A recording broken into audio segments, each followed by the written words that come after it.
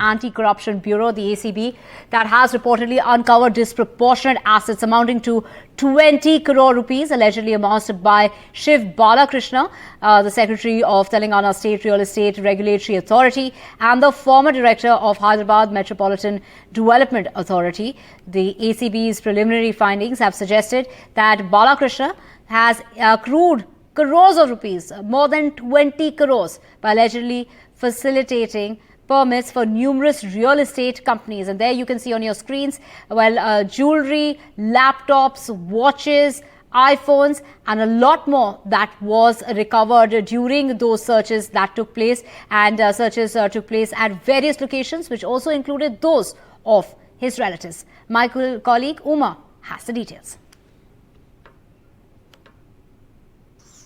So the visuals that are coming out from the residence of this former official of the Hyderabad Metropolitan Development Authority was in fact the Director of Planning between 2018 and 2023 for HMDA, and he's right now in fact the Secretary for the Real Estate Regulatory Authority. And those visuals very shocking, because you can see the number of watches that have been placed there, many of them very high-end watches. We are told some 25 iPhones, a lot of gold jewelry, silver as well, and several other items, and wads of cash, almost 40 lakh rupees of cash. And what we are being told is that there are documents that seem to suggest ownership of lands as well as flats and Benami properties as well. What we are being told is that some 70 acres of agricultural land as well as ownership of flats is obvious. This residence in Puppalguda as well as 17 other locations is where the ACB has taken about 14 teams to raid these locations, and that's where these recoveries are happening.